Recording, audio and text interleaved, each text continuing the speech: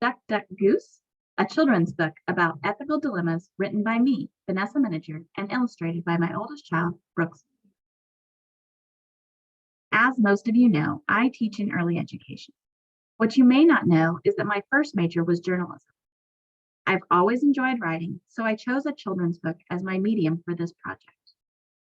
While I chose this format for a multitude of reasons, it was mainly because I knew that my own children have faced many instances where they had to make a difficult choice. Mostly if they said something that would either get themselves in trouble or a friend.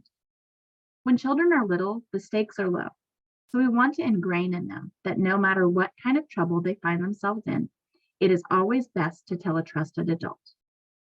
According to Callison in their article, 6 Ways to Teach Your Children Ethics and Morality Through Children's Books, children are more likely to listen to a story about a character making a difficult ethical decision than they are a heavy-handed lecture, which is usually what children get after making the wrong decision. By using books to help spark conversations about ethical decision-making, we, as adults, can help children navigate these types of situations while the consequences are still small. That way, when they make a poor decision or a friend is making a poor decision, they have a moral compass from which to navigate the problem. In my book, Duck, Duck, Goose, 2 ducklings are walking along in the swamp when they stumble upon an egg left all alone in the reeds. They talk about how scared the creature will be when it hatches all alone, so they decide to stay with it. But they also decide to keep it a secret from Mama Duck. They notice it is bigger than a duck egg, so they think it might be a goose. However, when it hatches, it's an alligator. The ducklings start discussing their choices. They first think about how dangerous an alligator is, but rationalize that maybe they could teach it to eat salads like they do. Then they think maybe they should just leave it alone, but they worry its mama won't come back and take care of it. Then they think maybe we should just tell Mama Duck, but they know they will get in trouble for keeping it a secret. This is an ethical dilemma because there are no good choices. No matter what, someone is going to be negatively affected by their choice. As I was developing this project, I thought about what kinds of issues children might typically face. In most cases, they aren't life and death, but oftentimes the choices they make will either get them in trouble or get their friend in trouble. I wanted to make sure that when children read the book, they understood that everyone has a time in their life when they face an ethical dilemma. What I also wanted children to understand is that telling a trusted adult is always the best choice, even if it means they might get in trouble.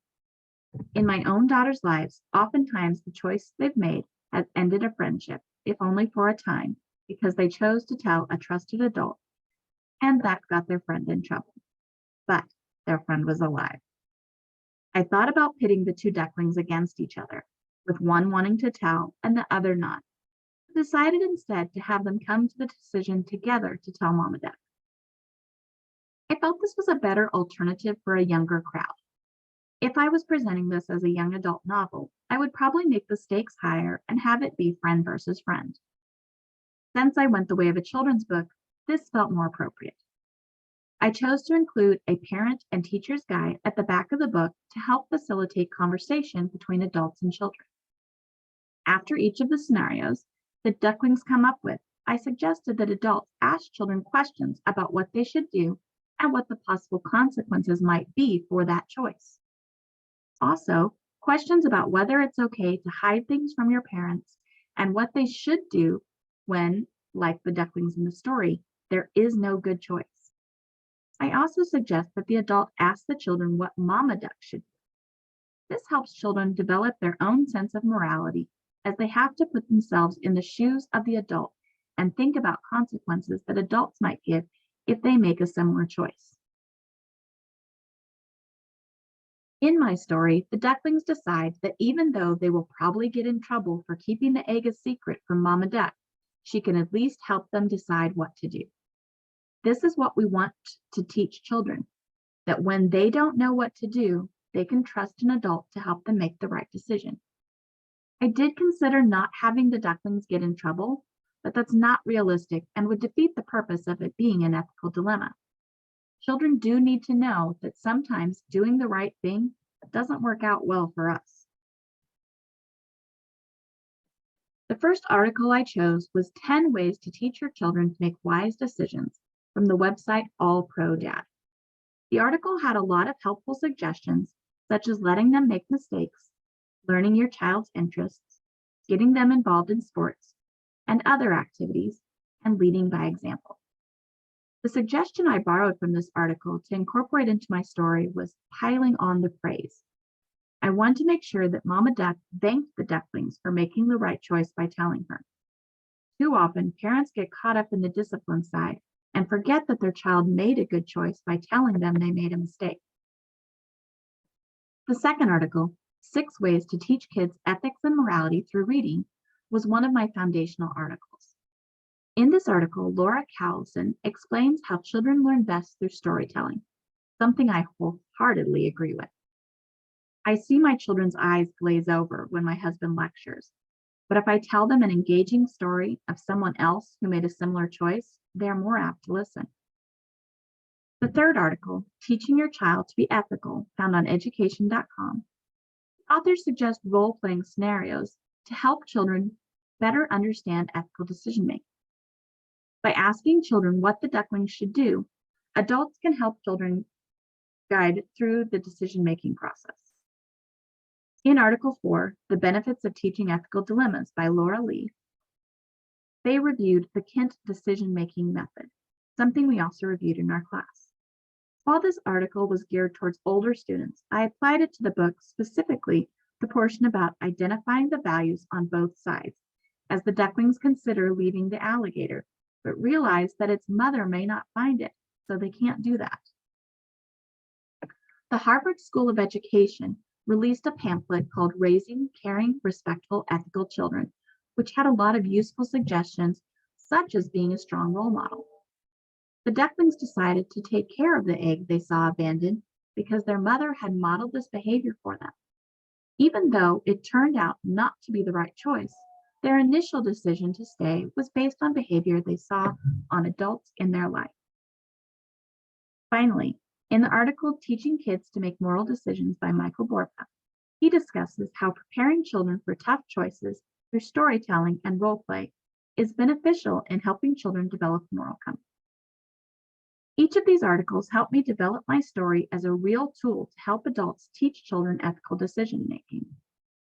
I hope I've given you some great resources you can use. Now, I'll share the story. Duck, Duck, Goose by Vanessa Miniger, illustrations by Brooks Miniger. On a cool spring day, 2 little ducklings went for a walk down by the edge of the swamp. "What's that in the reeds?" they wondered aloud. "It's a nest," Tucker exclaimed. "Oh no, there's an egg, and it's all alone," Maddie cried out. "What should we do?" Tucker wondered. "We can't leave it here all alone," Maddie said. "But it's too big to take back home," Tucker explained. They remembered how hard it was for their mom to sit on the nest all day long, so they decided to stay with the egg until it hatched. Maddie and Tucker had always wanted a baby sister, but they didn't want to bother Mama Duck. So Tucker and Maddie took turns watching the egg, keeping it warm, and making sure to keep it very, very secret. Then one day, the egg started to crack. Tucker and Maddie were so excited. They were about to have a sister. But wait, what's that? "That's not a duck, Maddie. That's an alligator," Tucker yelled. "Oh no, Maddie, what are we going to do? We can't keep an alligator." Maddie and Tucker started thinking about what they should do. "We could teach him how to eat salad like we do," Maddie suggested. "What if he doesn't like salad? What if he likes duck?" Maddie worried. "Just put him back in his nest. Maybe his mom will come back," Tucker suggested. "But what if she doesn't and he's left all alone?" Maddie said. We need to tell Mama Duck. She'll know what to do, Tucker explained. But Mama Duck is going to be so mad at us. She will probably take away all our toys and we'll never get to play with them ever again, Maddie worried. I don't like any of these choices, Tucker said, but I'd rather get in trouble than be dinner. Tucker and Maddie went and found Mama Duck and brought her to the nest. Tucker and Maddie, do you know how dangerous it was to keep this egg a secret? I'm so sad you made that choice, Mama Duck explained. We're so sorry, Mama Duck. We wanted a baby sister. We didn't know it was an alligator.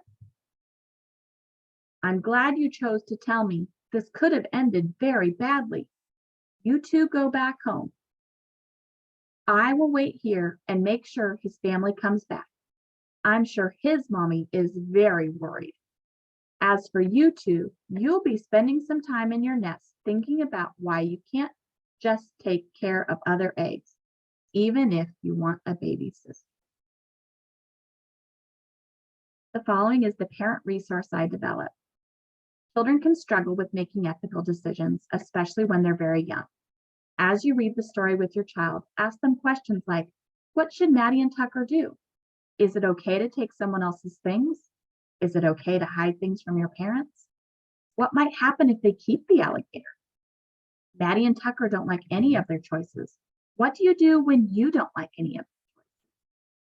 What do you do when there is no good choice? What should Mama Duck do?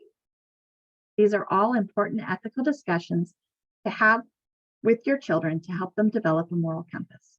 If you would like additional information on how and why to talk to your children about making ethical decisions, here's a list of additional resources cultivated by the author.